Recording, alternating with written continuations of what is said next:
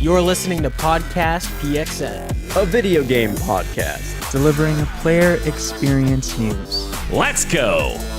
What is up, guys, and welcome to Podcast PXN episode 269. I am one of your hosts, Daniel Prindle, aka Dan is DTM on Twitter, and I'm joined over Discord by the Nintendo aficionado and artist extraordinaire, Roshan Warner, at Roro. Hello. And we're joined by the host of Large Popcorn and video producer at The Gamer, Christian Macias, at ISO Christian. Jeff Keighley has done it again. And the reformed Tarkov Teletubby and my fellow Spartan, Gage Dempster, at Gilbo Biggin. I'm back and ready to kick ass. And chew bubblegum. And also that. And thank you to everyone watching us live and participating in the chat. Just as a reminder, we are live each and every Wednesday at 8 p.m. Eastern Time on youtube.com/@podcastpxn, as well as twitch.tv/podcastpxn. The topic of the show this week, guys, is the Game Awards 2024 nominees. We've got a lot to cover. A lot of games to go over, a lot of awards to to go over the nominees. We don't want to get ahead of Jeff's show, guys, you know? But anyways, wait a minute, I did forget that housekeeping note. 23 years ago, on November 15th, Ro was not born. I can in fact confirm that. That's whoever wrote that. It was not Ro's birthday 23 years ago.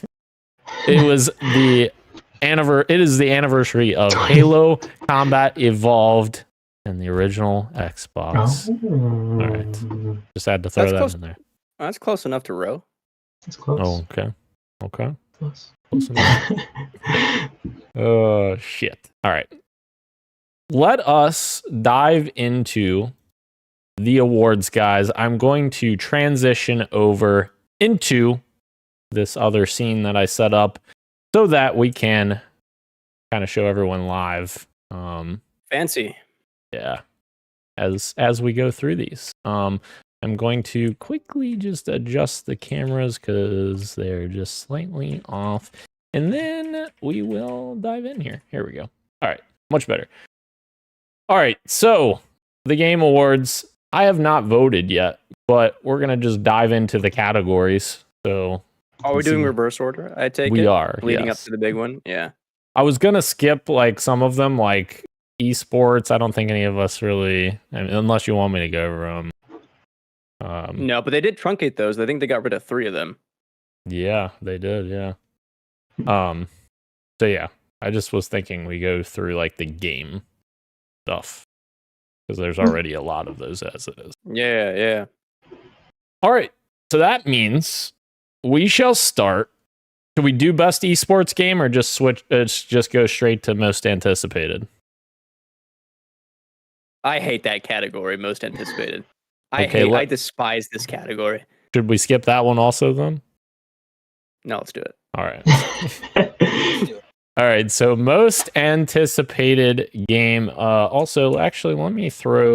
It is a weird category now that I think about it. It's nothing, but like.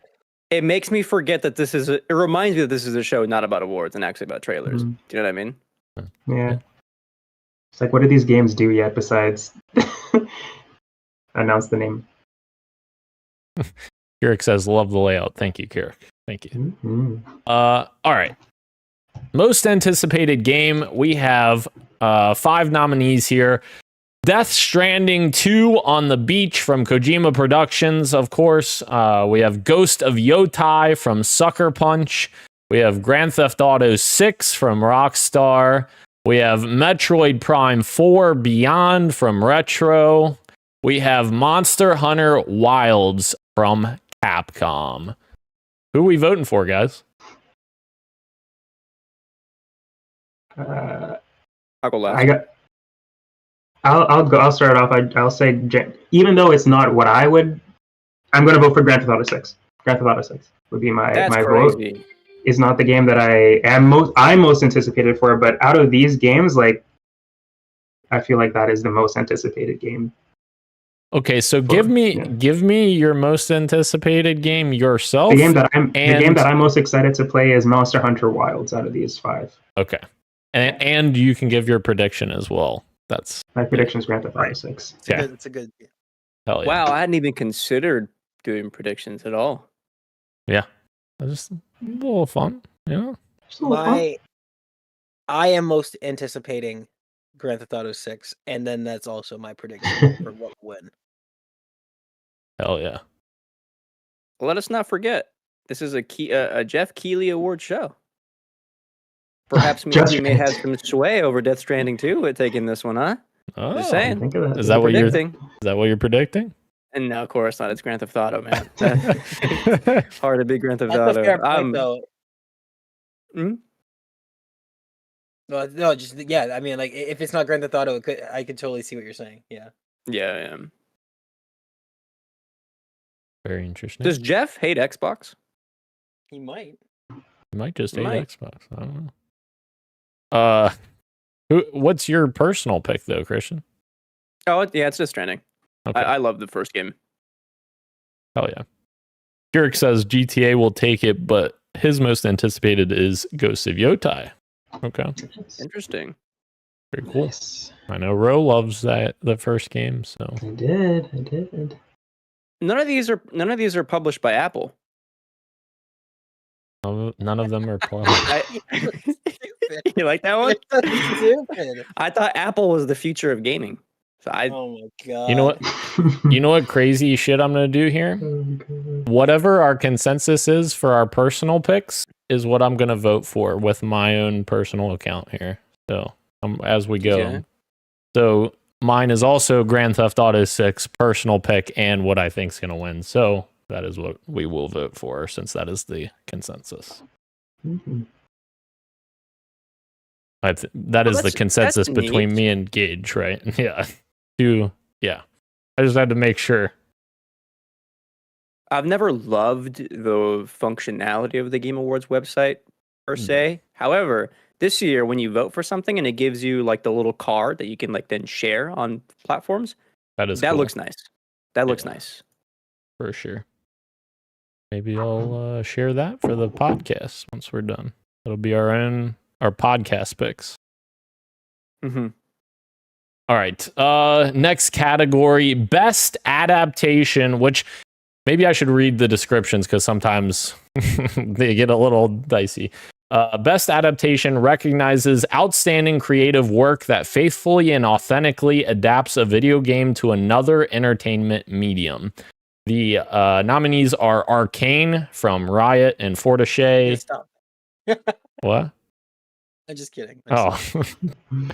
Fallout from Bethesda, Kilter Films, Amazon, Knuckles from Sega, Like a Dragon Yakuza, also from Sega, and Tomb Raider, The Legend of Lara Croft from Netflix.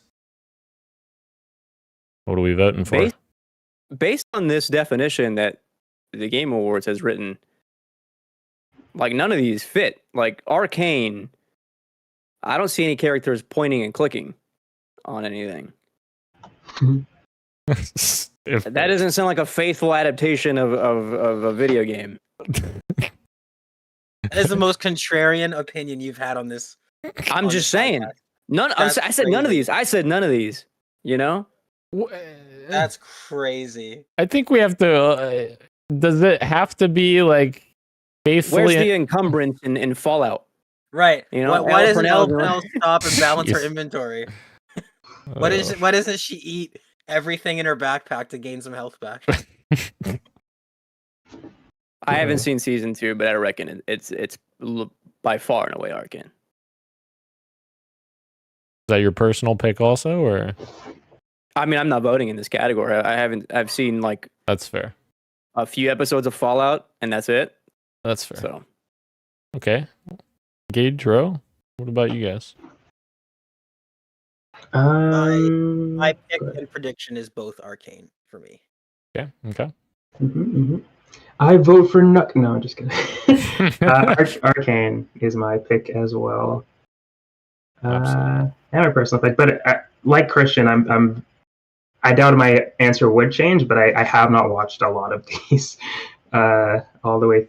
I've said Arcane, so it kind of is biased, but I feel like if I watched all of these, I still would have picked Arcane. Hell yeah. My vote is the same. Arcane, both personal pick and prediction. So, but a shout out to Fallout also. Great show. Fallout. Previous, we are at best multiplayer for outstanding online multiplayer gameplay and design, including co-op and massively multiplayer experiences, irrespective of game genre or platform. Sorry, Keurig says for the last one, Fallout. So that's interesting. Wonder if he's seen Arcane. Must not have, because he voted for Fallout. Just kidding. I'm just kidding. Yeah. Bro, that was the most base thing you've ever said. That was incredible. All right. Our nominees for best multiplayer: Call of Duty Black Ops 6 from Treyarch, Raven, Activision, and 17 other studios. Helldivers 2 from Arrowhead, Super Mario Party Jamboree from Nintendo, Tekken 8 from Bandai Namco, Warhammer 40k Space Marine 2 from Saber Interactive. I voted Helldivers 2. Interesting. And I feel like this one might take it. I mean, Tekken 8 might squeeze in there for best multiplayer, but I reckon, best fighting game has its own category. I think it'll get its flowers there.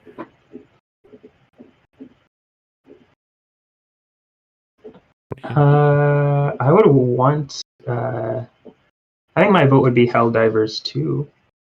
I would say best multiplayer out of these ones. I think that was a moment. For sure.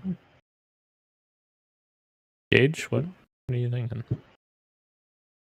And prediction is both going to be Helldivers 2 as well.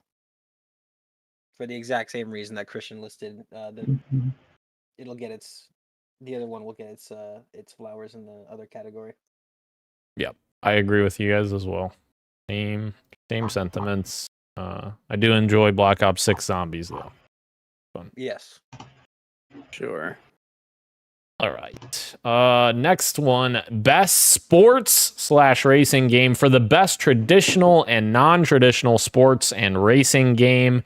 And our nominees are F1 24 from Codemasters, EA Sports FC 25 from EA Vancouver, NBA 2K 25 from Visual Concepts, Topspin 2K 25 Hangar 13, WWE 2K24 from Visual Concepts. I got about halfway through this list and I was like, I don't think any of us give a fuck about this.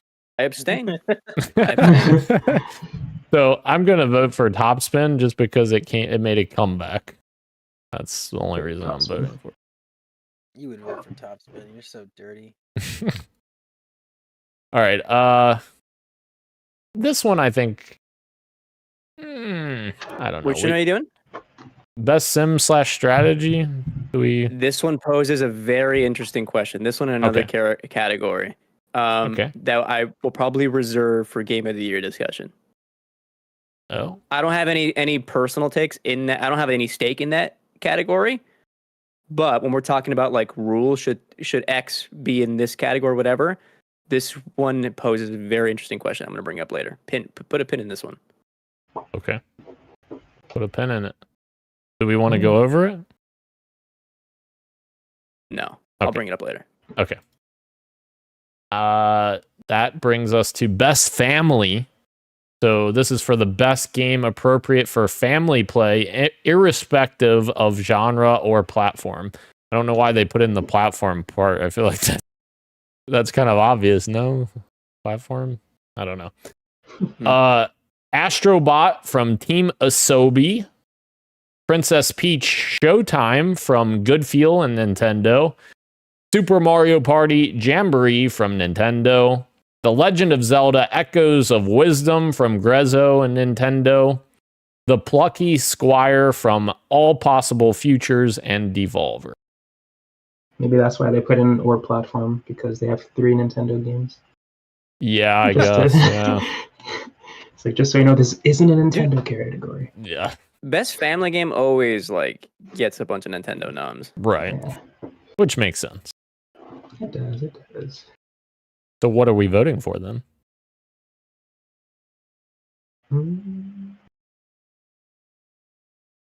Astrobot. Astrobot. My answer is I will Astro say, as well. I showed my friend's kids videos of Astro because my friend was thinking about getting a PS5, and the kids loved just watching the trailer. Wow. Based on this one anecdote, there's no competition, dude. It's Astro. It's got to be Astro. Is it Astro Gauge for you? Astro. All right. Astro it is. Right. I love how slow the site is at like its animations. I don't know. That's kind of weird. I don't know. It's like I don't know. They need to up their servers or something. I don't know. Best fighting game. For the best game designed primarily around head-to-head combat, we've got Dragon Ball Sparking Zero from Spike Chunsoft and Bandai Namco. Grand Blue Fantasy Versus Rising from Arc System Works and Psy Games. Marvel vs. Capcom Fighting Collection Arcade Classics from Capcom. Multiversus from Player First Games /WB. Tekken 8 from Bandai Namco. And of course, Keurig says Astrobot's going to clean house on the previous one. So, interesting. Take back everything I said about Tekken 8. I completely forgot about Dragon Ball. Everything that I've seen about Dragon Ball, like when I was covering that game for SGF, and then post-release, and then helping with like some interviews from people who actually care about the series, this is like the long-awaited return to form for years, man. No one was expecting this game to be as good as it is, and it more than surprised with the character battles. Like you can have characters face off, and the dialogue will change. You can play like a story based on the characters that you choose for your fighters and then your opponents. I heard this game is like really something special. I know Tekken 8 is like just as amazing, but I think Dragon Ball will take this one. Oh yeah. I will say I abstain from this just because I've only played Multiverses and I'm kind of I'm like on it, so I don't know. I will be following in your footsteps, Daniel. Okay. Ro? I also haven't played any of these, but I'm only familiar with the discussion around Dragon Ball and Tekken. And I agree with everything that Christian said. I think Dragon Ball is going to win, and I think it also deserves it. Even though Tekken was like, it's like this close. Tekken was like also fantastic. People love that game too, and it's just as impressive. But I think Dragon Ball deserves it. Dragon Ball it is. That's our vote. Boom. I forgot you're doing that. That's funny. I am. All right, now to some meat and potatoes here. Best RPG for the best game designed with rich player character customization and progression, including massively multiplayer experiences. The first nominee, Dragon's Dogma 2 from Capcom. Elden Ring, Shadow of the Erd Tree from FromSoft and Bandai Namco. Final Fantasy VII Rebirth from Square Enix. Like a Dragon Infinite Wealth from Ryuga Gotoku Studio and Sega. Metaphor Refantasio from Studio Zero, Atlas, and Sega. Which is it? This is a very competitive category.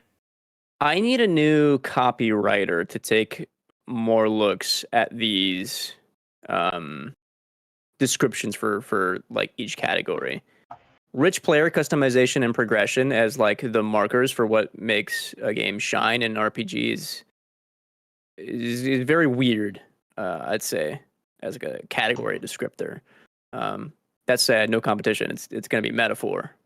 Like that is the standout RPG of the year. And the only competition it really has is Persona 3 Reload, and that's a remake of P3, another Atlas game. Yep. Yeah, you don't customize your character. Well, besides You like don't. Yeah, you besides roleplay like as the them. yeah. Oh man.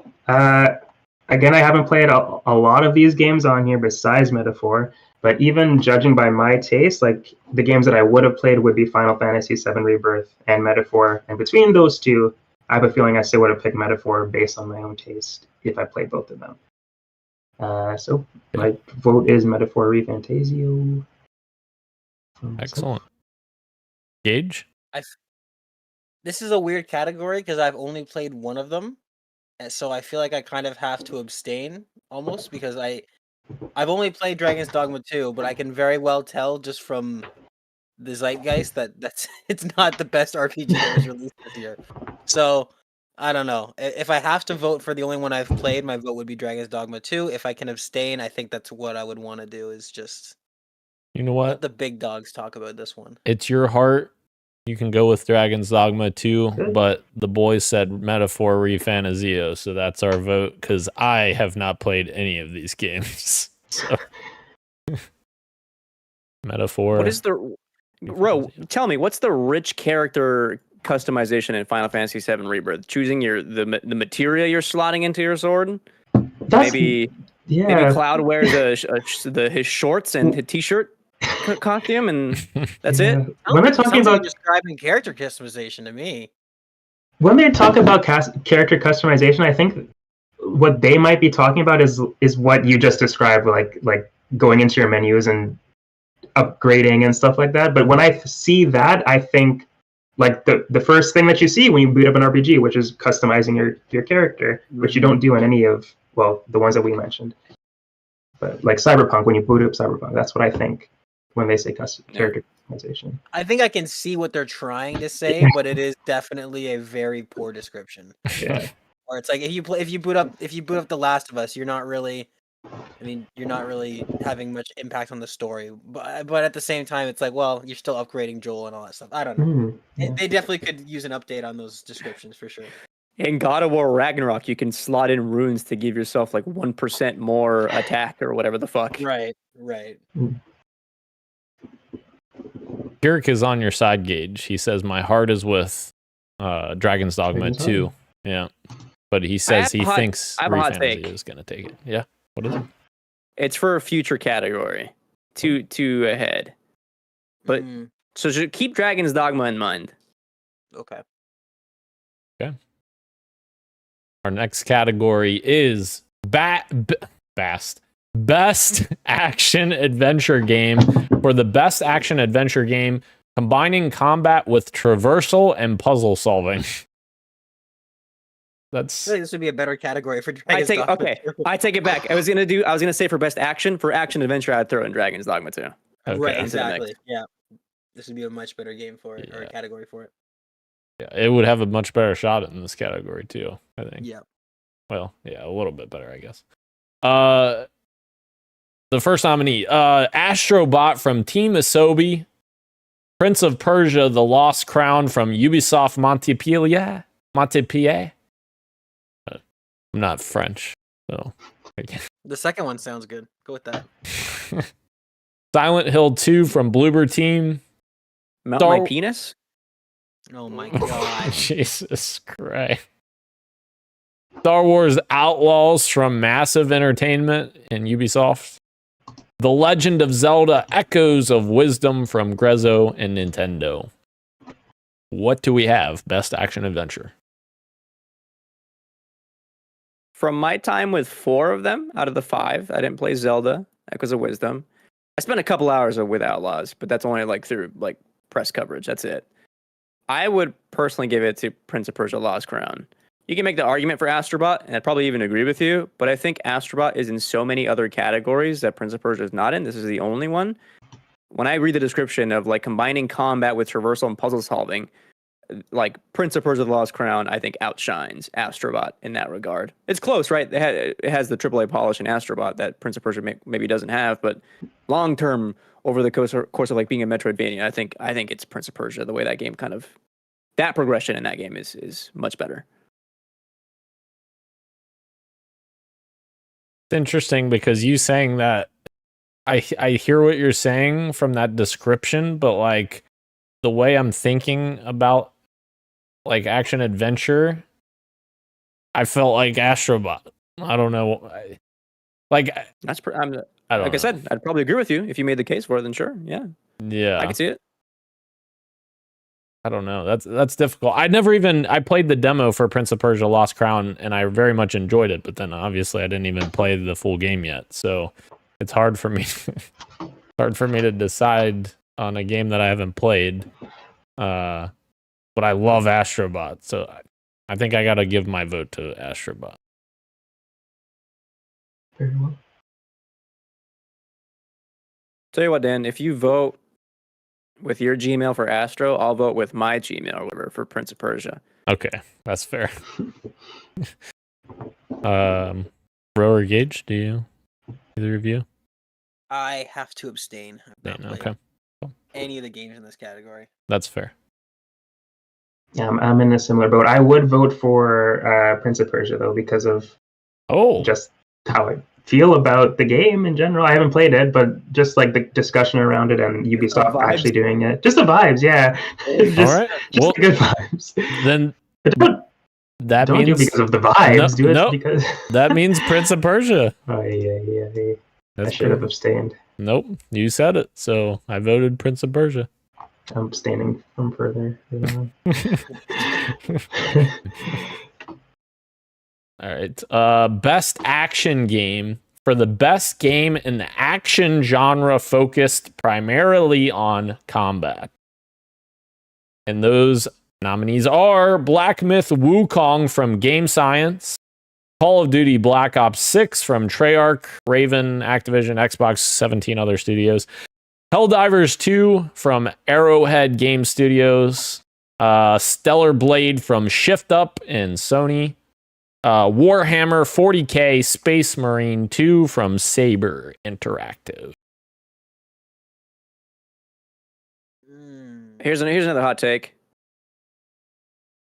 I think Wukong is really punching up. I'm a Wukong denier, where I think that game is like just fine. It is way more jank than polish. Action game nominee, I think is fair for it, but I think best game in this slot by like nowhere near close. Like the boss fights are good, but like overall in the package, like moment to moment of like walking around a level and fighting normal enemies is like such a slog. It's not good. It's not fun. Between these, I'm between Helldivers and Stellar Blade, to be honest. From my time with Stellar Blade, I think that game has the better action than Helldivers.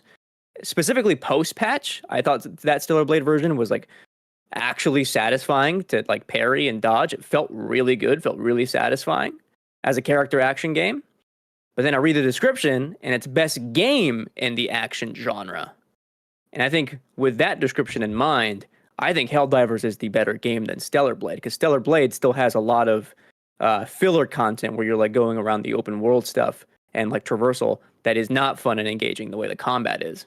So even though that game has the better combat, the better game, I think, is Helldivers 2. Yeah.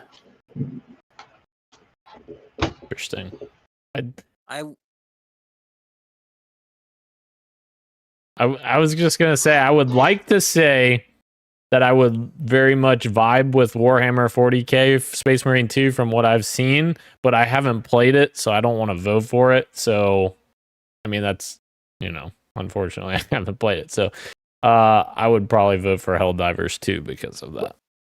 Which I'm surprised you guys didn't play. It looked very, like almost Gears-esque. Yeah, looks, somewhat. I'm a big fan of Saber and their last game that they made, which was World War Z. That was one of those games that I went into with the lowest of expectations. Like, oh, this looks like one of those old shitty movie tie-ins from like the mid 2000s, and I was like, coming in with that level of expectation, I was blown away. I was so impressed with that game. So I want to try Space. I was gonna say Space Hammer, Warhammer Space Marine, but I have not played it. So I'm in the same boat as Dan, where it's like I want to be able to vote for Warhammer. I love that those fans love that game, and that apparently it's super faithful to like the books and to everything that they love, and so the vibes are pushing me in that direction. But I have to vote for Helldivers 2 because it's the only game that I've actually put a lot of time into from this category. So I guess I'll say shout out to Warhammer, but my vote is for Helldivers 2. It's another game in the backlog. It is. It is. I can tell you right now that if that game came to Game Pass, I'm sure Dan and I would have been there day one. But, Yes. I mean, the $79.99 purchase, it's like, how much game is there? I'll wait and see what everybody says type thing. Eventually might come to Game Pass. For sure. Ro, do you have an No, I will actually abstain from this. Okay, that's fair. All right, Helldivers 2 it is for the lads. All right, and our next category is Got a lot to say about this one. Oh shit! Yeah, I don't think I've played any of these. Actually, yeah, I haven't played any of these games. So I have nothing. Has anyone else? Yeah, Gage, have you played any of these AR VR games? I've not. All right. Well, I'll read them off, but we'll abstain. VR AR games: Arizona Sunshine Remake from Vertigo, Asgard's Wrath 2 from Sanzuro Games, Batman Arkham Shadow from Camouflage Oculus, Metal Hellsinger VR from Lab 42, The Outsiders and Funcom, Metro Awakening from Vertigo Games. Just for what? I have a take. Yeah. The other day I went to go see the Clint Eastwood movie, Juror Number 2, and before the trailer started, there was a MetaQuest ad for Batman Arkham Shadow. And in this 30-second to 1-minute commercial, not one snippet of footage. It was all people in the living rooms, and their shadow was made to look like Batman. So my take is that we should see gameplay for this. Because I still don't know what I've seen 2 commercials for this game. Not once have I seen gameplay. I've heard some people say good things about it, but I haven't. I'm with you. I haven't seen any gameplay of it. I'm gonna vote for Metro Awakening just because I love Metro, just for the hell of it, you know. Oh, yeah. All right. Best mobile game, and I think that there will be a couple in here that people will be excited about. So, best mobile game: for the best game playable on a mobile device, we have AFK Journey from Farlight and Lilith Games, Balatro from Local Thunk and PlayStack, Pokemon trading card game Pocket from Creatures Inc. TPCI. That was a weird thing to say. TPCI. There we go. Wuthering Waves from Kuro Games, Zenless Zone Zero from Hoyoverse.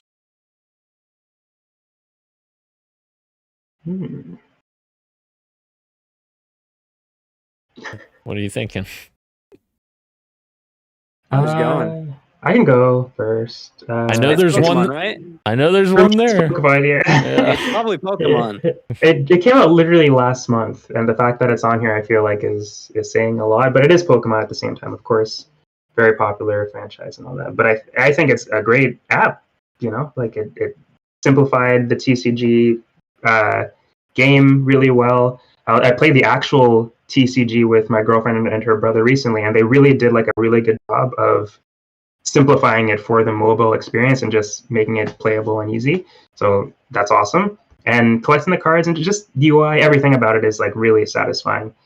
I will say the Hoyoverse stuff, the Genshin Impact, all that kind of stuff, it is still really impressive that those things work and look the way they do on mobile devices. So I will give them that. But they've been in this category like almost every year for a different game. They keep making these. So, but yeah, those years didn't have Burnus. That's true. A lot of people like Burnus. People do like Burnus. Yeah, that is true. But for me, I would vote for Pokemon. And again, I haven't played everything in here. I haven't played Balatro, but Pokemon for me. Okay. I think I know what Christian's going to say. I know Gage is abstaining. Zone Zero. I already said, I already answered Pokemon. Oh, you said Pokemon? Oh. Yeah. Oh. I said it. Well, I said it before Ro. Oh, I Sure. thought you were going to say Balatro. Well, No. Balatra's in so many other categories. I think, and Pokemon is like so hot right now. Yeah. And from what I've heard, it's like actually like just as enjoyable as anything Belatro's doing. So I think this Pokemon gets its love here. Okay, that's our vote. I've only played Pokemon on this list, so it's easy vote. Let's go. All right. Okay, here's where I can bring up the other. Okay, go ahead. Okay. Ooh. We get into our I don't know what you call these, but they're kind of similar to each other, the back-to-back ones here. Best debut indie game. For the best debut game created by a new independent studio. The first nominee, Animal Well from Shared Memory / Big Mode. Belatro from Local Thunk and Playstack. Manor Lords from Slavic... I almost said the wrong thing. Slavic Magic. I wanted to say Magic for some reason. I don't know why. Hooded Horse. Pacific Drive from Ironwood Studios and Kepler Interactive. The Pucky. I can't speak today. The Plucky Spot. Oh my goodness. I give up. The Plucky Squire from All Possible Futures and Devolver. That's our nominees. What was the thing you were going to say, Christian? No, I'll save it for Game of the Year discussion stuff. Oh, okay. But I had to note something down. Okay. Can I say I can see this one going one of two ways? You have a category with 2 games made by a single developer. Belatro, made by one guy, and then Animal Well, made by Billy Basso. Again, Belatro is in so many categories, but I think given the scale of Animal Well and the way that game is the way some of those puzzles are interdependent on you talking to other players who have different SKUs of that game in order to solve that puzzle. The ambition of what Billy did with Animal Well, I think this is where Animal Well gets its love. And maybe Belatro gets its love in the other categories that it's in. My vote here would be Animal Well. Okay. Mm-hmm. Ro? I also haven't played a lot of these games. I abstain, but everything that Christian just said, I would think that Animal Well deserves it based on what he said can compare to the game. What I know about the others, I don't know. I haven't played them. I don't know everything, but based on what Christian just said, it sounds like Billy. I forget the name of the guy who made the game. Yeah, Billy Basso. Yeah, it sounds like he deserves something for what he created, and yeah. People were talking about Animal Well up there as like in terms of Metroidvania with the likes of Hollow Knight, like how good that game is designed. Wow. Well, I guess we're gonna all echo Christian's sentiments because me and Gage, I don't think have played any of these either. So no, he played Belatro for like a couple, maybe like an hour max. I guess that was the extent of his love of that game. That was. Okay. All right, so Animal Well, we are voting for there. Keurig says Manor Lords all the way. So big Manor Lords fan. Oh, Manor Lords. Yeah, thoughts on this later. Thoughts on this later. I forgot about Manor Lords. Is that awesome? Are you serious? Oh. Well, no. If the vote, do the vote for the podcast is what Christian said, but for me, my personal vote, Manor absolutely Manor Lords. Oh, okay. I didn't realize you played that. I did. Hell yeah. You can thank Keurig for reminding you. Thank you, Keurig. All right. So now on to Best Independent Game for Outstanding Creative and Technical Achievement in a Game Made Outside of the Traditional Publisher System. A couple repeats in this category. The first one, Animal Well again, Shared Memory and Big Mode, Belatro from Local Thunk and Playstack, Lorelei and the Laser Eyes from Simogo and Annapurna, Neva from Nomada Studio and Devolver, and UFO 50 from Mossmouth.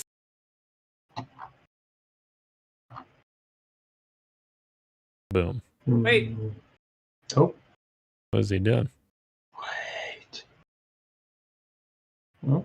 I can't actually see Christian right now because I'm looking at the little Wait. squares in my podcast stream because I have to have the other screen full screen. So it's like I can't see what he's doing. He said, wait.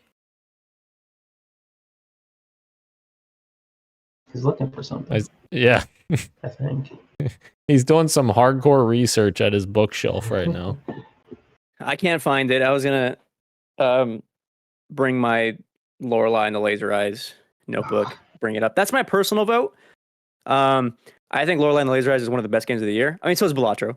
But Lorelei is a game for me. I mean, I fucking tweeted about it. My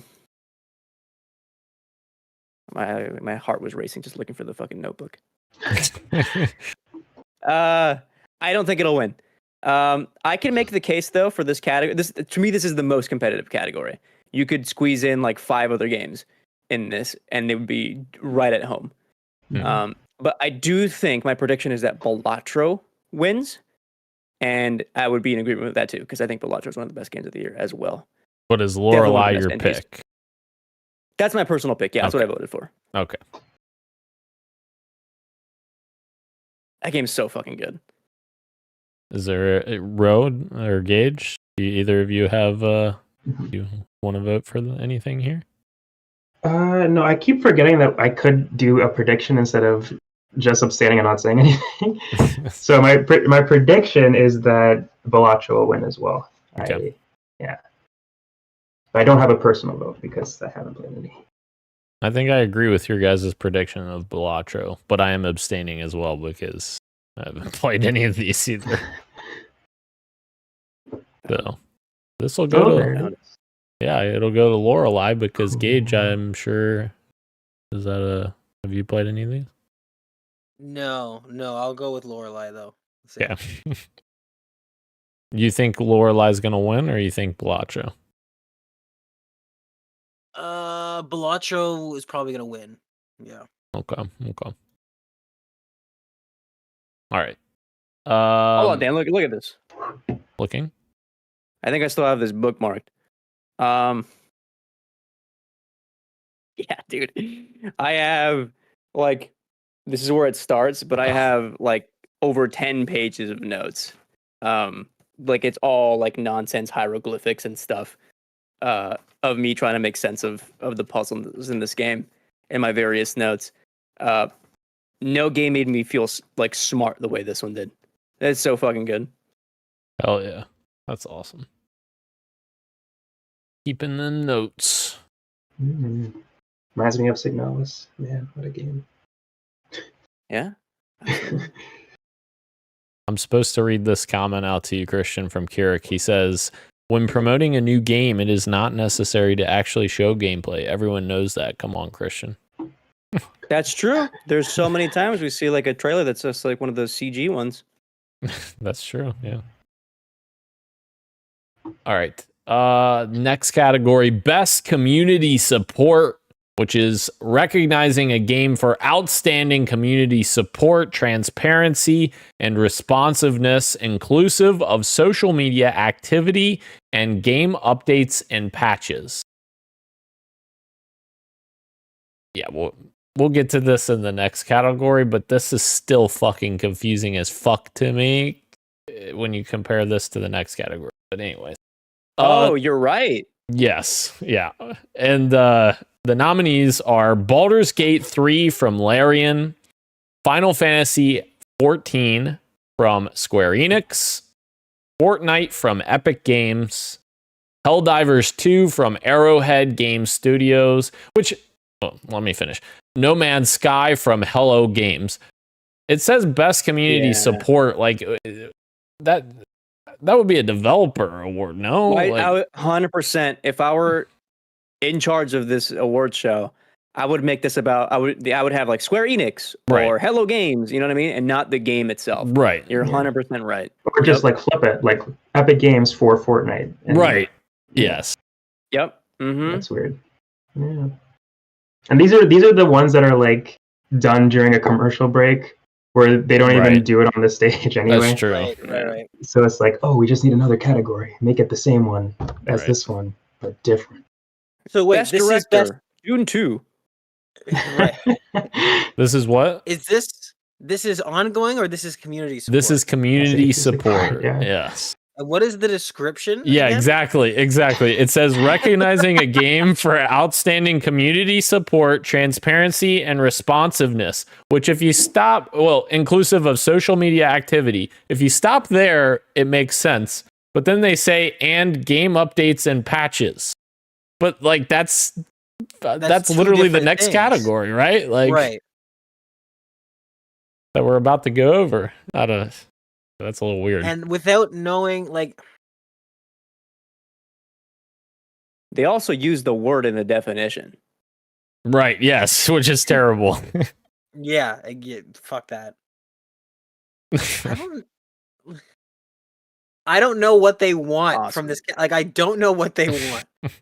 My heart tells me that this means like engagement, like in terms of like like the community has issues with things and they get it fixed. Like to me, that in my brain, that's what this category is supposed to be, but that doesn't really sound like the second half of the description. I don't know. I know. I don't know. Go ahead. I know No Man's Sky had a really big update, right? Lots of them. But that would be more like ongoing. Right, exactly. Community support. Although I would say Hello Games does a lot of listening to their fans to incorporate those game updates, but like sure. It should just be the first part of that, like listening to the fans and responding to the fans and like, you know, making changes based on what the fans are saying. Like, yeah, that's weird. I think read the description of the next one. I think, well, before we move on, I think personally, I would actually say either Arrowhead or Hello Games, because I feel like both of them like do a really good job of communicating with fans and like, you know, listening to fans and incorporating things that people want to see in their games. I do know Larian has also been updating their game massively. But like that's the weird thing though, because it's like Baldur's Gate 3 with the updates and stuff that, God, I don't know. I literally, this definition has me confused as to what should I be looking Just for. it's like a different type of support for each type of game that makes you feel like they're doing it really good for this type of game, but they're doing it really good for a multiplayer game. Right. So it's a little confusing. I'm going to jump in. And say my vote is for Hello Games, only for the fact that you said, Dan, where you're like, oh, Hello Games had a really big update recently. They've had a really big update every 6 months for the last decade for free. So I feel like when I see, it's one of those things where it's like the illusion of free will, where it's like if I see Hello Games nominated for something in one of these categories, I'm just gonna say, sure, they get my vote for whatever they're nominated for. I feel like it's more than every 6 months, isn't it? Maybe it's not every month. It's more frequent than that. Yeah, maybe it's not every month. It feels like that. Yeah, but it's a lot. I think my vote also would be a Hello Games. Give it to Hello Games. Okay. Hello Games. I'm going to read this description. Yeah, this is going to be a fucking awful. Best ongoing. Okay. Awarded to a game for outstanding development of ongoing content that evolves the player experience over time. Which would, that would include patches and updates, no? Like, what the fuck? I don't know. Silly. If it were up to me, who are the nominees for this category? Oh yeah. Oh shit. Sorry. Yes, that might help. The nominees for best ongoing game is Destiny 2 from Bungie and Sony, Diablo 4 from Blizzard and Xbox, Final Fantasy 14 from Square Enix, Fortnite from Epic Games, and Helldivers 2 from Arrowhead and Sony. My personal pick is Helldivers, just because I like that game so much. And I think, yeah, they've made some like missteps, but they also course corrected by talking to their community and getting support from them. I know they've had some banging updates, but like based on this definition, like that evolves the player experience over time. Like that to me just reads Fortnite. Like that game consistently changes on a month-to-month basis. Do you know what I mean? Yeah. However, I was gonna say, like, if it were up to me, best ongoing would encapsulate more like live service stuff, and then I would add another category that's a little tease for the final category in this segment. I think my biggest problem with this category, and I don't know if you guys agree with me or not, but my biggest problem is I feel like there's a couple of games on here that I feel like are benefiting heavily of having very good expansions, but I don't feel like that's the same thing. Or I'm sorry, paid expansions. Sorry. Right, yes. Because I feel like Destiny 2, the final shape, was received very well and people were excited about that expansion. But like, should a fully fledged priced expansion be inclusive of best ongoing support? I would argue no, because you're paying more money for something else. And the same thing goes for Diablo 4, which released the Vessel of Hatred DLC, I believe, which I believe maybe that's free. Fuck, I don't know. Maybe I might be fucking up on that one, but if it's not free, then that's my point stands. But I mean, Final Fantasy 14, those are paid expansions. Okay, I didn't realize that. So it's an interesting question. Saying, I agree with you. Yeah, because the category talks about evolving the player experience, but it's like a paid DLC is not really evolving the player experience. It's there. Hey, here's another experience that's extra if you want. Right. Whereas to me, evolving the player experience means something like updating the game, like No Man's Sky would be perfect for this category. Yeah, literally, right? Again, this is why I would give, because that's so vague, I would do like live service multiplayer games for best ongoing, because those are ever changing and ever evolving. Right. And I would do a best expansion for those like kind of like paid single player experiences. Absolutely. Right. Okay, so what are we voting for? Fortnite? I think Fortnite is. I'm with Christian where I want to vote for Helldivers, but I think Fortnite is legitimately the best at this in this category. Based on what this category is talking, what the description is, I think Fortnite deserves it, unfortunately. They put an Eminem minigun in the game that raps his lyrics and shows his lyrics when you shoot the gun. Wow. Is gaming back? Might be. Oh my god. Yeah. Interesting. I just clicked Fortnite for this category, and the little pop-up that said like keep voting, like it's like edging me or something. All right. Moving to our next category. Games for impact for a thought-provoking game with a pro-social meaning or message. Nominees are Closer, not Closer. God damn it. Closer, The Distance from Osmotic Studios and Skybound Games. Indica from Odd Meter and 11-Bit Studios. Neva from Nomada Studio, Devolver. Life is Strange, Double Exposure from Deck 9 and Square Enix. Senua's Saga Hellblade 2 from Ninja Theory and Xbox. Tales of Kenzera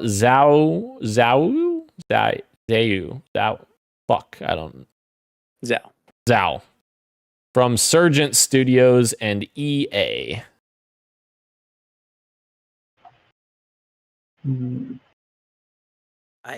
I abstain from this category. I could see it going either to Neva or Tales of Kinzera Zhao. I haven't played Tales, but I know like that story. I'm forgetting the developer's name. Of him just like retailing, like telling stories of like Africa and telling stories about like his dad and stuff. I think that one might like you don't see voices like that in the industry, let alone games like set in that setting, which might sway that vote that way. But I do know that Neva is also like really, really impactful. Hence, Games for Impact. Either which way, but I'm also abstaining because I haven't touched all of them. My prediction is for Neva. Oh. Neva. Is that your pick also, or are you just predicting? I haven't played any of these. That's fair. Unfortunately. That's fair. Yeah. It's hard for me to predict because I haven't played any except for Hellblade 2. I'm just gonna. Huh? You finished that one? No, I haven't finished it.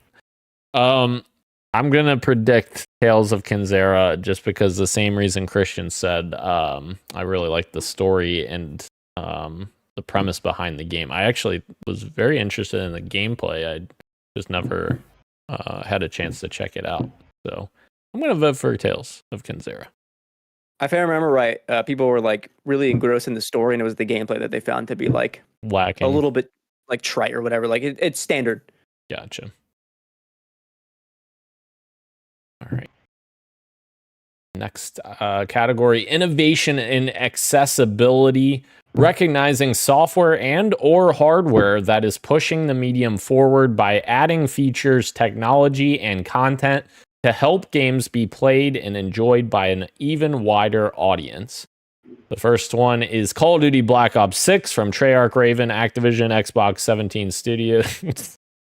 Diablo 4 from Blizzard and Xbox. Dragon Age The Veilguard from BioWare and EA. The Prince of Persia, The Lost Crown, Ubisoft Montpellier and Ubisoft. Star Wars Outlaws from Massive Entertainment. Tell you what, right now it is not Call of Duty. Have you tried reading text in that game? Impossible. Oh, it's terrible. Yeah. Yeah. Do not give it to them. Yeah. I don't have a vote. I don't have a horse in this race. I don't either, really. Does anyone want to just throw out something? No, I heard Star Wars is good for that. There you go. Dan's clicking. That's good enough for him. Star Wars, boom. That's enough to give it to him. There could be one that's better, but that's the only one that I heard about. Okay.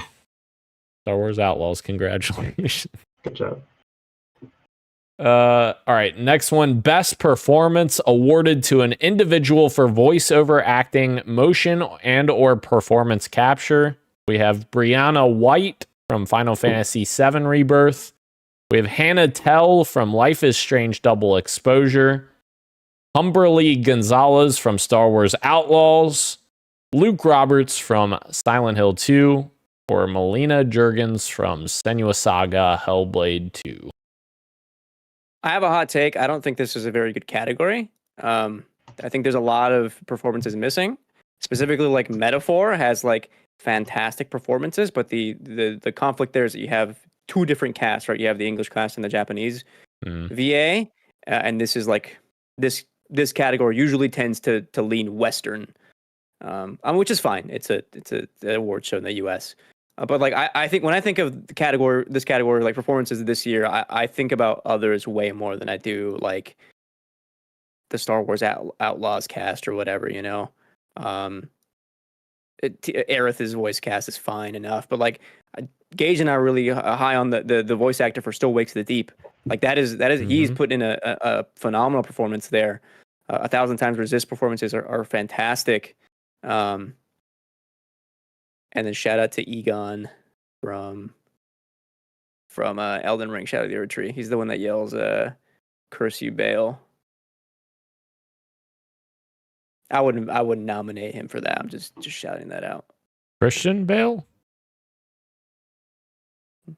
I do like Christian Bale. Yeah, I don't have a dog in this fight. I would Like if I'm gonna nominate someone for FF7 Rebirth, I think I would go Tifa over Aerith. Her cast. same, but I'm biased. That is a Tifa game. Yeah. Rebirth is a Tifa game. It's true. It's true. Out of these nominees, though, I feel like Melina Jurgens Yeah. would be the pick, right? No, I feel like she performs the most. I guess I don't know how to say that without sounding stupid, but I don't know. Yeah, I like her. I know what you're saying, Ro, where it's like she kind of really gives a full body performance in these from what I've seen, where there's a lot of just emotion and laying it all out there type thing. I would want to vote for her, but I haven't played Helldivers. Hellblade 2. The thing about that performance though is that none of it lands like in the context of the game. Like she's really doing fucking amazing. Like her acting is actually good, but in the context of that story, like none of it lands. So it's like all for naught, you know. Wow. Yeah. So my official vote is I abstain, but I would like to double. I don't know what the word is. I would like to concur with what Christian said, which is that I would have nominated the actor that portrayed Kaz in Still Wakes the Demon. Oh, absolutely. In my mind, that is my performance of the year that I thought was incredible and far above the rest. Yep. Very good. Another game that I've put a few hours into. Should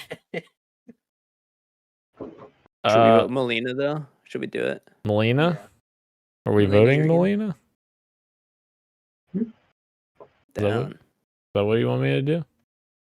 Do it. All right, I did it. Voted for Melina. Oh. All right. Best audio design, recognizing the best in-game audio and sound design. Astrobot from Team Asobi and Sony. Call of Duty Black Ops 6 from Treyarch, Raven, Activision, Xbox, a million studios. Final Fantasy VII Rebirth from Square Enix. Senua's Saga Hellblade 2 from Ninja Theory and Xbox. And Silent Hill 2 from Bloober Team. Would get Call of Duty out of this category as well. Get it out of there. The guns sound fine enough, but I you know what I mean? Like I would fit something else in there. Astrobot is kind of an underrated pick here. I don't think it's winning, but I do think the 3D audio in that game is specifically like really, really good. Both with headphones and without. The DualSense audio work there is superb as well. My vote is Silent Hill 2. I think the 3D audio in that game is actually phenomenal. Not all of it serves like the same purpose the original did. Some of it is like they're doing it to do jump scares, but the stuff that is like brought over from the original and then the new stuff in Silent Hill 2 is like actually really good. Like there's like palpable atmosphere in the audio design that like really elevates the horror experience in that game. It's phenomenal. I think mine would be between Astrobot and Hellblade 2, but I haven't beat Hellblade 2, and I feel like Hellblade 2 does a similar job to the first game in terms of immersing you into that soundscape. Actually, I think I was talking to Gage like shortly after that game came out, and I played it for a couple hours, and I was like, I can't play this game at night because like the whispers that go into my ear, like it makes me want to fall asleep. Huh? Well, it makes me want to fall asleep. Yeah. It calms him. Yeah. I'm hearing these whispers and I'm like, fuck, I'm getting tired now. I don't know. So I think my vote would be Astrobot, actually. The soundtracks. The soundtracks in that game. Oh, well, that's a different category. I was gonna say. Oh fuck, is it? Fuck. This is like sound effects. Why do they do this to me? Yeah. All right, well. Think again. Huh. I think I would go to Hellblade 2 then. I think that does change my mind after realizing. Thank you for telling me that. Yeah. I think that would put Hellblade 2 instead. Anybody else wanna? No? So which one? Should we flip a coin? No, Christian, call it. Call it in the air. Hey Siri, flip a What? coin. Heads. It's tails. Okay. So I guess we'll go Hellblade. All right.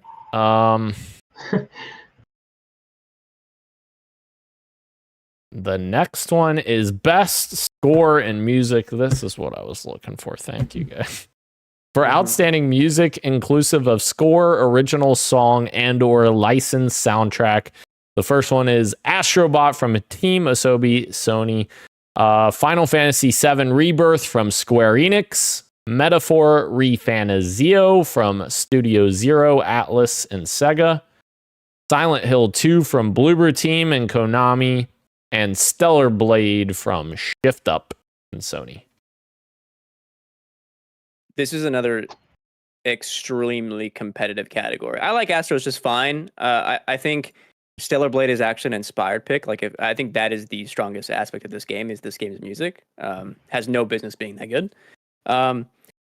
Akira Yamaoka, I love you for Silent Hill 2. I love the renditions. I think the original is better than the remake OST.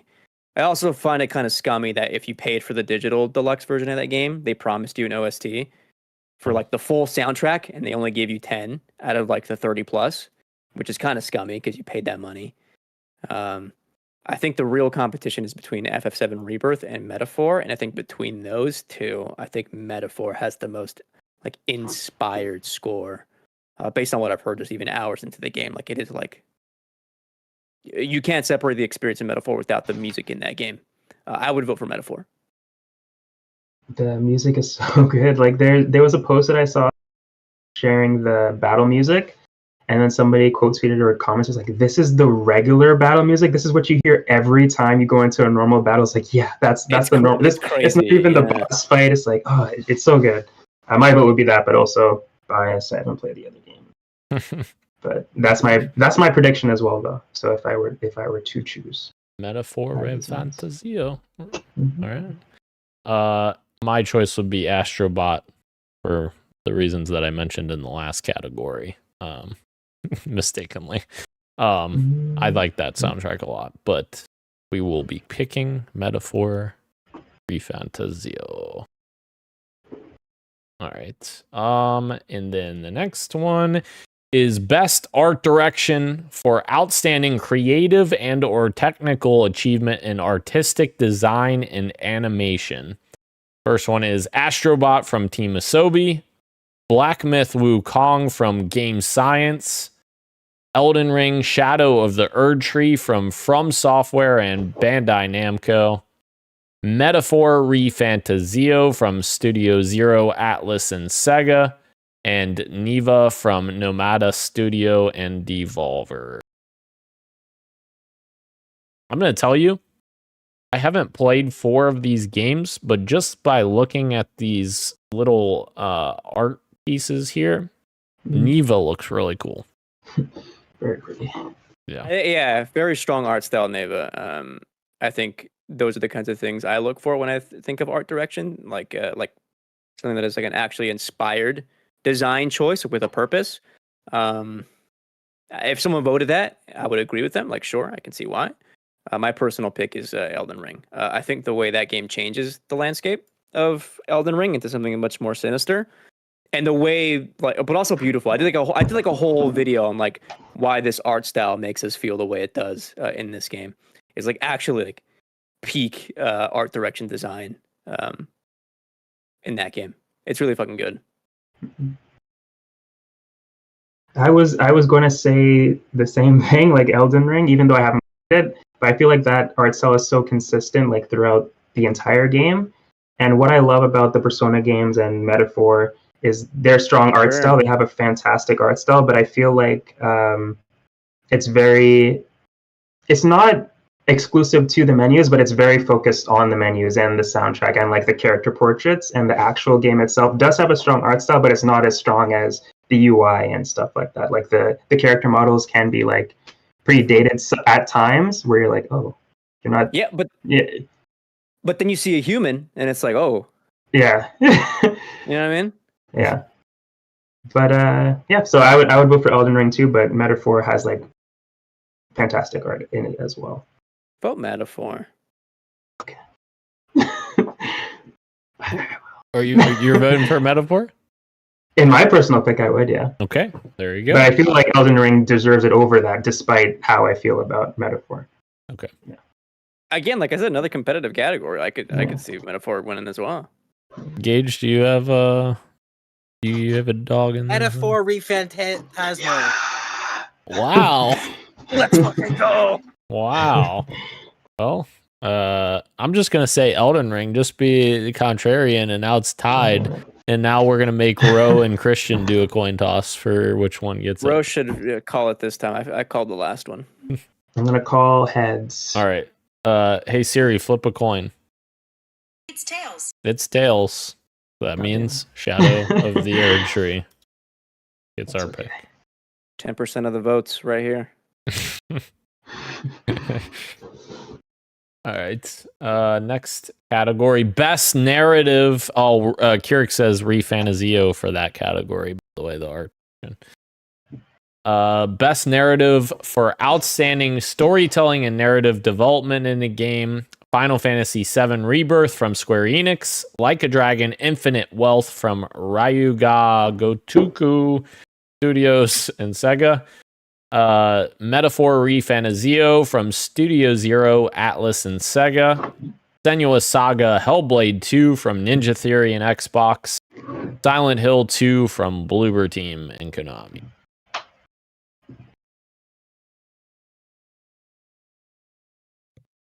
I think me and Gage are fucked in this category.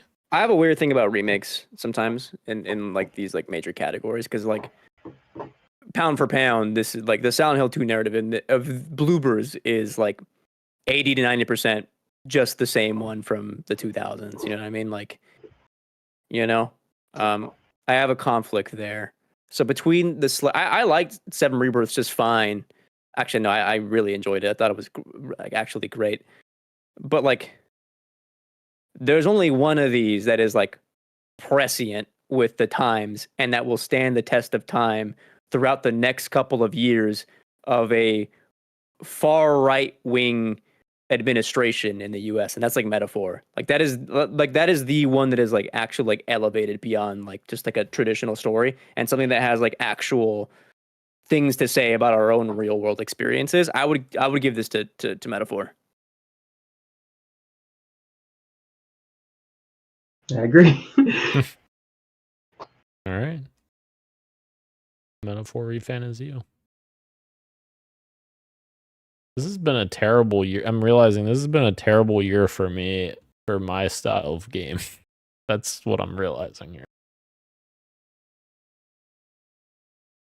All right.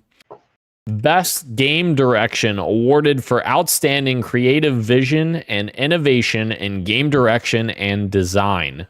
We've got Astrobot from Team Asobi, Balatro from Local Thunk Playsack, Black Myth Wukong from Game Science, Elden Ring and Shadow of the Erd Tree from FromSoftware and Bandai Namco, Final Fantasy VII Rebirth from Square Enix, and Metaphor Refantasio from Studio Zero, Atlas, and Sega.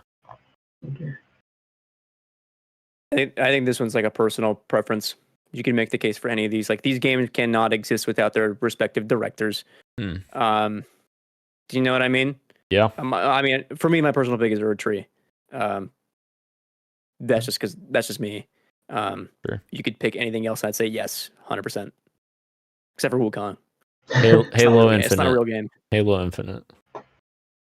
But yes. No, just kidding. I would probably say Astrobot, because that's the only game I played on here. Ro? Metaphor? Yeah, I've only played one game on here, and it's that as well. Okay, that means Gage picks from the three of those. Metaphor Refantasmo. He's like 50 feet away.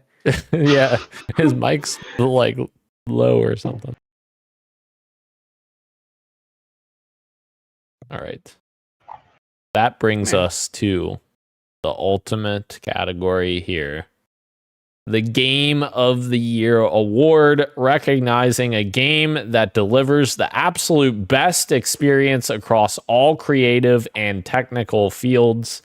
We have Astrobot from Team Asobi and Sony, Balatro from Local Thunk and PlayStack, Black Myth Wukong from Game Science, Elden Ring Shadow of the Erdtree from FromSoftware and Bandai Namco, Final Fantasy VII Rebirth from Square Enix, Metaphor ReFantazio from Studio Zero, Atlas, and Sega. Who wants to start us off? You can go first because I think we have similar thoughts. And I have like a mini rant just because I've had to think about this for work for so long that I have like thoughts. I wrote like little keywords for me to kind of move through. But I would like to hear your thoughts first. Yes. I think my biggest thing is because I think Resident Evil 4 Remake was on last year's Game of the Year list, if I remember right. Maybe I'm not remembering right. I don't know. But my issue is I don't think it was. Yeah. I don't think personally I could put a remake as Game of the Year. So that's my first issue. I know a lot of people are going to freak out when I say that because I know Final Fantasy VII Remake and Rebirth are very well regarded, but I find it hard to look at a remake and say, this is like the best of the best, like from ground up creating a video game, because you're starting with something. And obviously I don't know anything about the original Final Fantasy VII. For all I know, this is like fucking completely different, but like you start with a base and you're adding on to that base to make this remake. And that was my same thoughts from Resident Evil 4 Remake. I loved Resident Evil 4 Remake, but like they're already starting from a fantastic base. So is it really like fair to say like this is the Game of the Year, like when it's not a wholly original game, is my issue with that one. So I know a lot of people would disagree with that, which is fine. The other issue I have is with expansions, because, you know, even standalone expansions like Far Cry Blood Dragon is one people always talk about from way back in the day. That was a standalone expansion, yes, but they literally took the base gameplay of Far Cry 3 and just adapted that to a different style of game. And like, should that be a Game of the Year contender? In my opinion, no. And like in the case of Shadow of the Erdtree, maybe I'm mistaken on this, so please correct me if I'm wrong, but I believe you have to get to a certain point in Elden Ring to actually unlock Shadow of the Erdtree, which then like you're leading down this path of like, okay, you have to play this other game in order to get to the expansion that you're voting on as the Game of the Year. Like, I feel like that's, I don't know. I feel like expansions, like we talked about before, should be in its own category of this is the expansion of the year, because I absolutely think that Shadow of the Erdtree would be that. Like, a lot of people say that it has more content and more amazing things in it than many, you know, full-fledged retail games, which would be an argument as to why it would be in this category. I just personally, I struggle to think about something that you're starting with something and then building upon that, because I feel like that's easier when you already have a base and then you're building on that base, if that makes sense. You guys want to hold my hand and walk with me? Because I'm going to get to the same place Dan gets to, but in a roundabout way. So I had to seriously consider like what this category would mean for me. Because like I knew I would have to have these conversations with like peers and other stuff.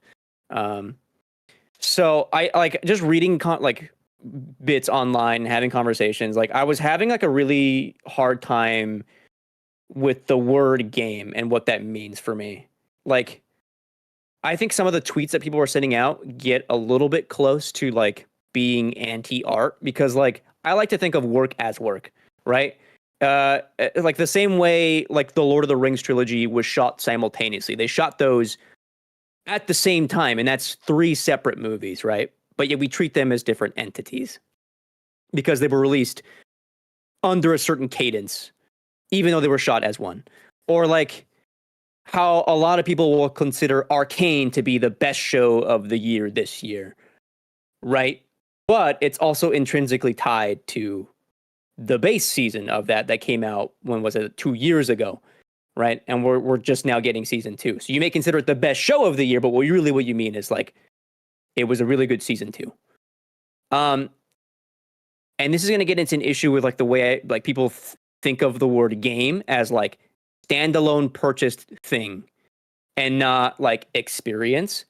So that is a little bit precarious, but I think the real issue here is like Jeff's categorization. That's one thing, because you're right, remakes have been in this before, but also you have remakes in this like currently. Final Fantasy VII Rebirth is a game that is dependent not just on FF7 Remake, but FF7 and FF Crisis Core. Like that game is intrinsically tied to what it came before. You also have early access games like Manor Lords.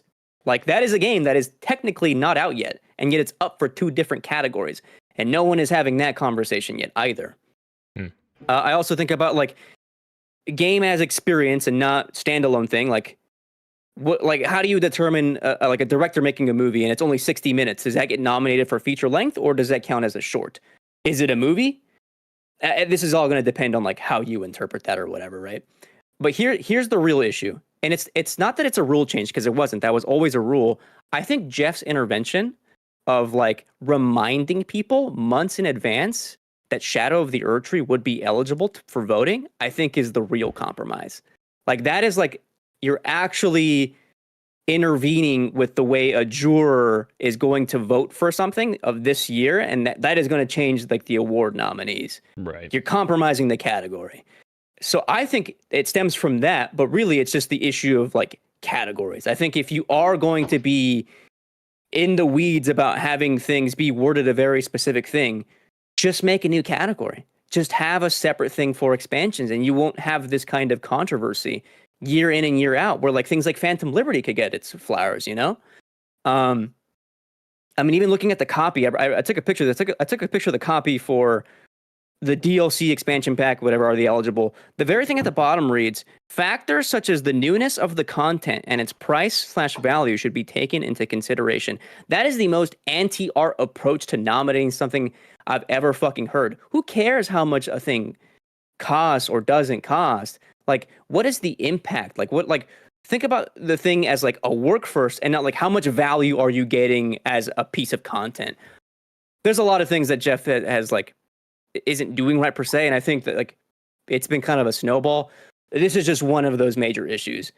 But power to him, because it made us think that this show is actually about the awards. Again, it's always about the trailers and commercials. Just make a new category next year. Listen to the feedback, because I don't think anybody, most people are in agreement with Elden Ring being on here. Can I agree with everything Christian says, and I have a question though. Like the best expansion is like, I don't know if I can think of 5, you know, like for a given year. Like that's, I feel like yeah, that's true. Yeah. But does it get nominated twice, or does it get nominated for 1? Because like I can think Destiny, I could think Elden Ring, and I think Alan Wake. Yeah. And maybe it's just a smaller category. That's fine. God of War Ragnarok had its own expansion that came out in December that would be eligible for this year as well. That's true. Because that's in the cycle. Right.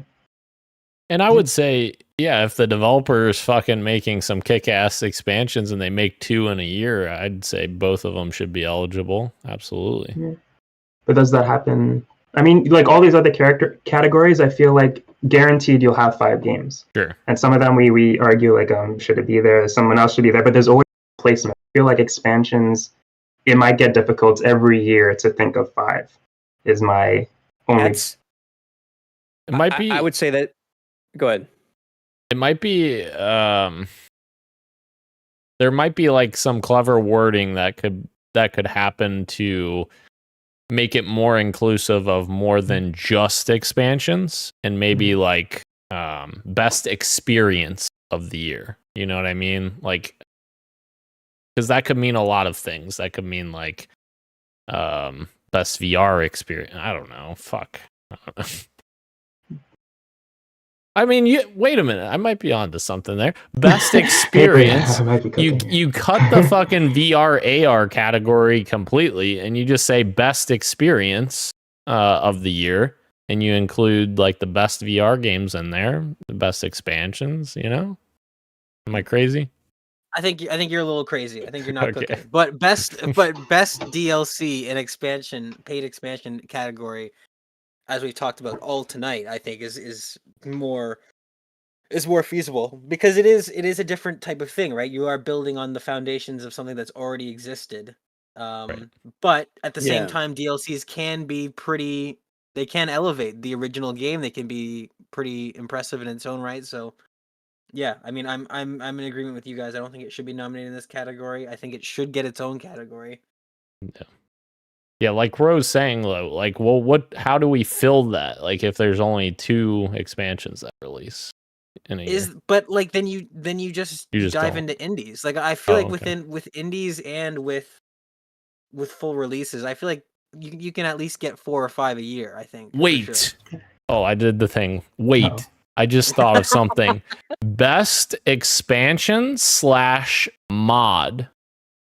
Because there's so many mods out there, like Fallout London. I know that a lot of people were very much anticipating that mod. Like, there's mods released all the time that people are super excited about. Is that right? I mean, in a year when Elden Ring Shadow of the Erd Tree comes out, obviously a mod's not going to stand a chance against that. But like other years, I feel like there could be some mods that would beat, your traditional expansions. Right. Maybe the answer is to split the difference and just continue with best community support and best ongoing. And then you keep best community support back, because it's already a fucking weird category. You keep that one to like the smaller updates and patches, and you change best ongoing to incorporate those bigger expansions like your Destinies, your Diablos, which again, forgot both of those earlier. You're struggling to come up with 5. Those are 2 more right there. We're now at 6 or 7. That's true. Fuck you. Jesus Christ. Damn it. And Dan, to your modding thing, I wonder if a good category would be best fan-made project of the year. Yeah. And then you could include things like mods and stuff like that. Those get shut down left and fucking right, dude. That would not work. I want to play that MW2 fan fucking game. Where's that? But give me that. My hope would be that, as of right now, that is how it stands. My hope would be that if Jeff Keighley did introduce a category like that and did get some spotlight on these things, that maybe these companies would be less inclined to, if they get a bunch of good press from the Game Awards saying, look at this amazing fan-made thing, and then they decide to shut it down, I mean, that's going to be a lot of bad press. So maybe that would slowly change the course. I think there could be some goodwill earned if he did something like that. I voted for Belatro. Oh shit, I forgot to vote for that one. Which one were we voting for? Fuck it, do Belatro. You're crazy. My personal pick. You're voting for Belatro? A good ass fucking game. And Gage is saying Belatro, so Ro, what are you saying? Belatro. Wow. I guess we're voting for Belatro. Here we go. All right. Oh. We did it. We made it through all of the categories we cared about. Tight hour. Well, we're not done yet. Yes. All right, we're gonna get through this really quick here. Fuck. We might be skipping stuff. News of the week: Arcane Act 2. Christian, have you watched Act 2? Nope. Shit. Well, just generally speaking, Act 2, very much enjoyed that. I heard it's good. Very good. We're trying to speed through this, but I want to put pause on speeding through things for a second. I want to get Rose. I want to hear what Ro, the animation guy, thinks of Arcane season 2. Because last time we spoke to you, you only saw the first episode. Now you've watched 5. What is your opinion on Act 2 and Arcane season 2 in general? Before Act 2, I saw the scene that you were referring to last week. Obviously, I saw it, the comic book one. Yeah, that was really cool. That was awesome. I was talking to my sister about it while we were watching, and I was like, somebody just like decided like, yeah, let's do that. Like, why not? And they did it, and it looks beautiful. But yeah, as we all enjoyed Arcane, but I love the animation. They just keep upping. It's just incredible quality and stuff in that way. I don't want to spoil it because Christian hasn't watched it yet, and anybody out there who hasn't watched it, but that batch of episodes would just it hit me really hard, and the ending of that batch, I really hope, I really hope it's not what we think it is, but I feel like it is what it is. But man, I cried. I cried too. Yeah.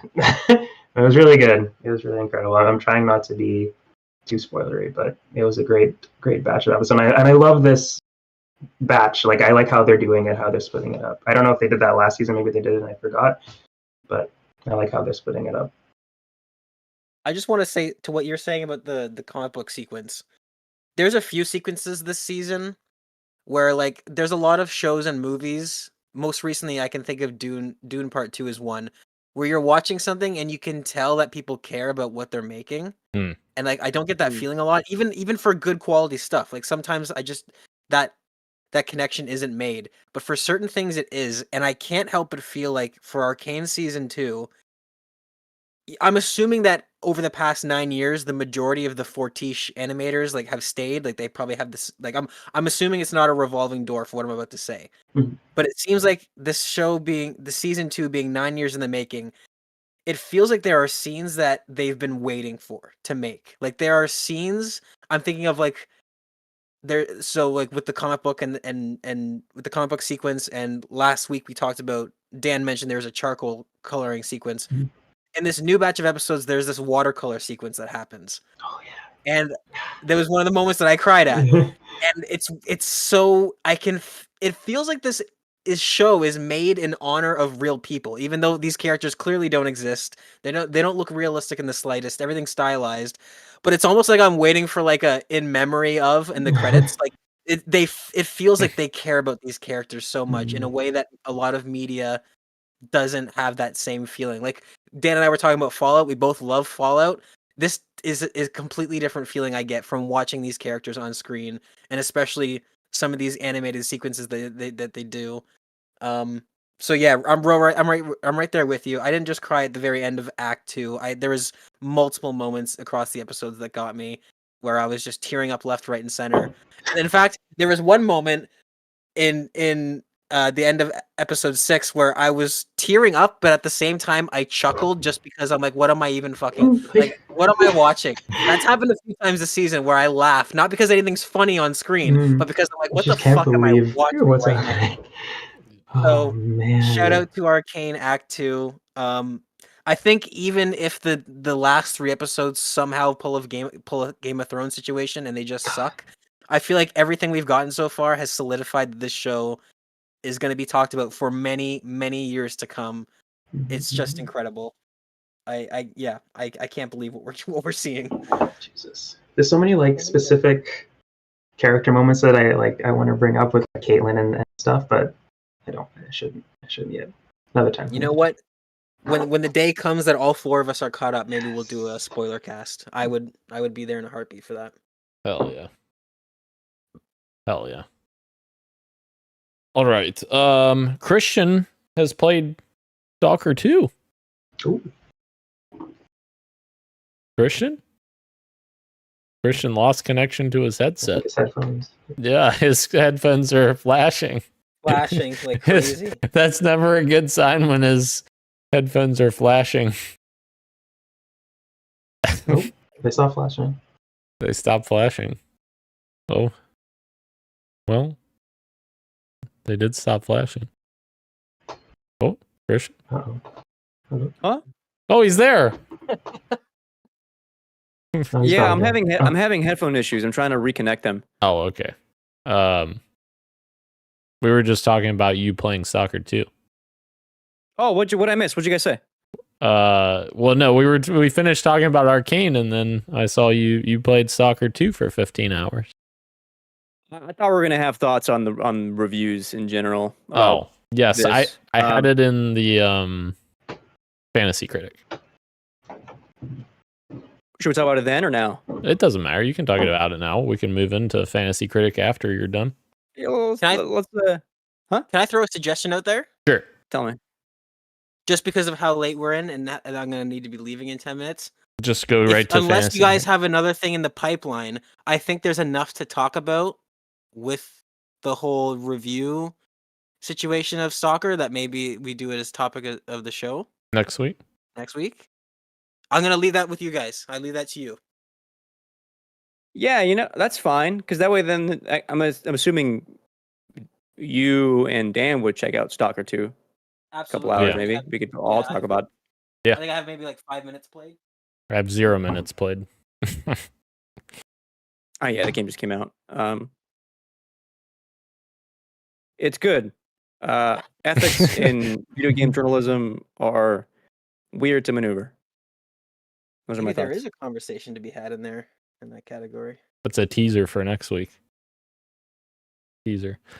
Should we just skip the street meets and quick bites and leave those for next week also, because we're running really late and we still have Fantasy Critic.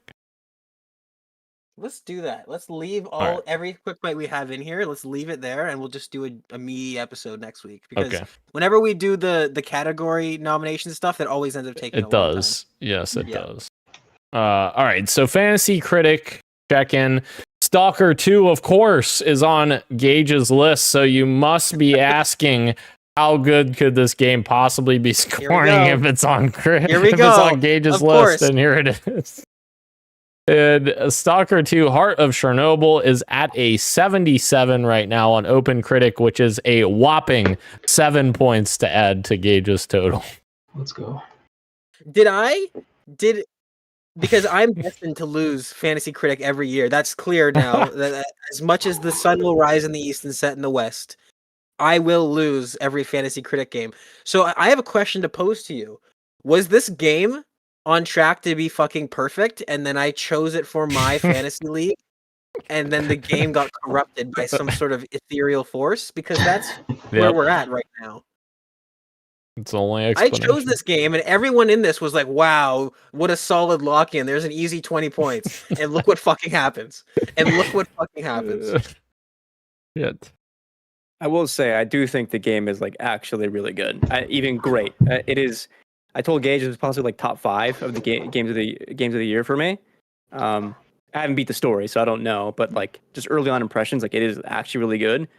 But reviews are reflecting a lot of people's time pre-day 0 patch, which went live 48 hours before the game went live, which is past when a lot of people just like stopped playing the game or moved on or met deadlines or whatever the fuck.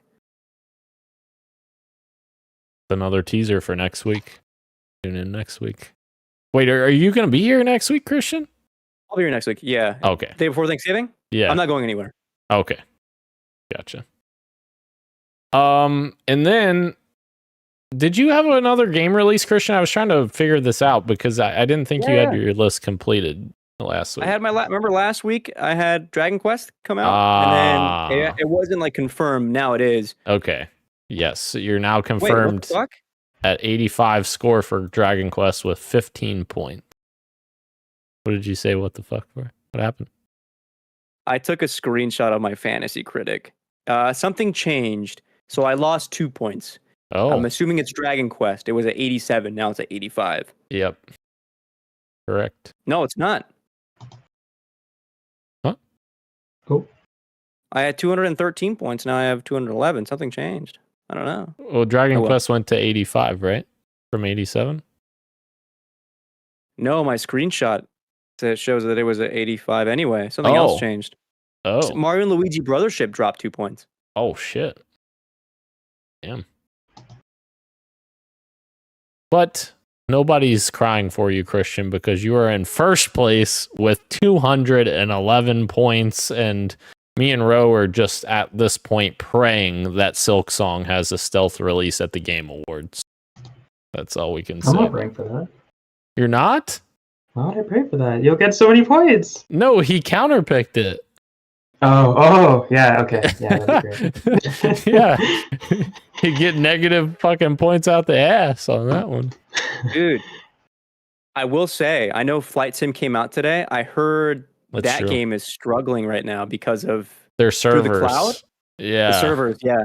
Yeah, their servers are getting hammered. So I'm praying that reviewers hold off on your reviews until the servers are working. Please. Which, like, from my understanding, I heard like the game itself is good. It's just like login Yeah. issues, right? You know what I mean? Right. Correct. Yeah. Mhm. So we'll see. We'll see what happens by next week. I'm sure by next week those will we'll have some scores for that game. All right. Into what you got for me. I'm gonna just say real quick. I haven't really played much of anything new, but I did play a little Abiotic Factor with the lads. We got a little progress in there, so some fun with that. Hell yeah. Ro? I haven't played anything. Fair enough. Christian? Not fair. yeah, not fair enough. What's that? I was telling Ro, not fair enough. Shit ton of Stalker 2, and then playing games for coverage. So I'm having to do some footage capture for indie games, which means I had to spend more time in Balatro, which is a good thing. So I ended up beating a couple of runs with new decks I haven't played yet, and it was fucking awesome. Hell yeah. Gage?